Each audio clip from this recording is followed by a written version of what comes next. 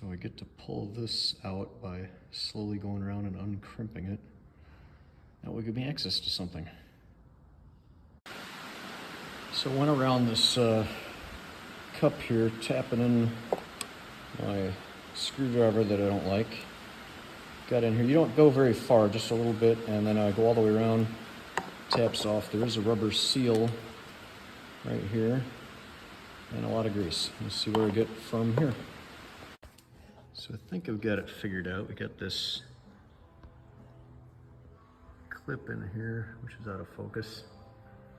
It's not got any holes in it, so it's not a normal C-clip pliers or whatever, but I'm gonna stuff a screwdriver in there and see if I can pop it apart and then get this shaft off the end so it can replace this bearing. Okay, I have success. It was not easy. This puppy right here has that clip right here, if I can get it. And that has to be spread open. I used needle nose, but spread it open, as far open as you can get it, and pop the whole shaft out. Not easy. So this is the part where I line up the front of the drive shaft. I've got my bearing facing this way, so I put my front bearing this way. My rear bearing is that way, as that one is. And now I'll separate this one off of there. And both bearings will be on the small shaft, and I can press them out. Success, the second one is open. I clean off the grease, pop this back. I might have messed up my seal, but maybe not. Let me clean that up and I'll pull off the retaining pin on that one too. Okay, success. I have the middle part of the drive shaft completely pulled out. I pulled the booties off, put the booties back on the end, just slightly, just to hold on. I still have the rear of the drive shaft is towards, well, back towards the rear. The middle is this way. I got my tag in the front, so I'll remember to keep that up front. And then the front of the drive shaft is still lined up to the front. And I'm gonna go take this and press it out. And I do have my new bearings lined up the way that they're gonna go in to the shaft when I go to press them in. I've got my shaft on my press. Not a great press, but it is a press. So I did have to use a sledgehammer to flatten the sides so I could flit it through this small opening in here. But that's a personal problem.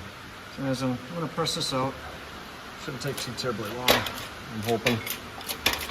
I should have some scrap metal to throw in the gap, but I don't, so yay. I don't know if you can hear me, it's raining cats and dogs, and there's a tornado warning, but I found something to use as a spacer so I can get this out. I already got the other bearing off, so that was fun.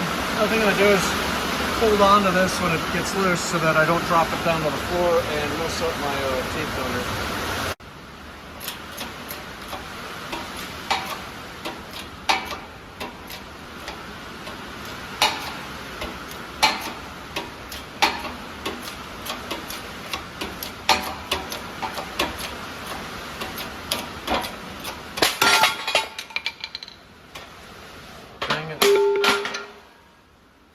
I hate my life. I'm sure it's good. We'll see.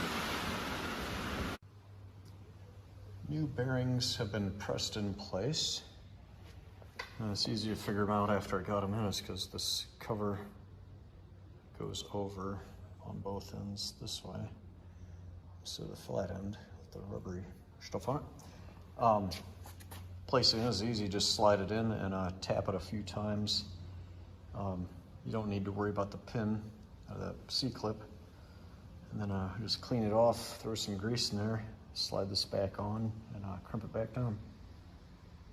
All right, new bearings installed. I got the shafts, used a flat screwdriver, went around, had to keep on tapping it back on, so I got a lot of I didn't hit this here, what that is. But I tapped it on. Use the screwdriver down in this way, just kind of pushing it this way and in to get that lip back on there again. And these little buggers, if you put the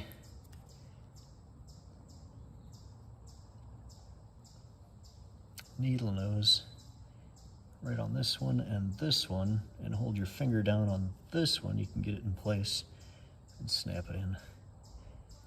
And that's it, it's done. Might paint it up a little bit for brand new bearings.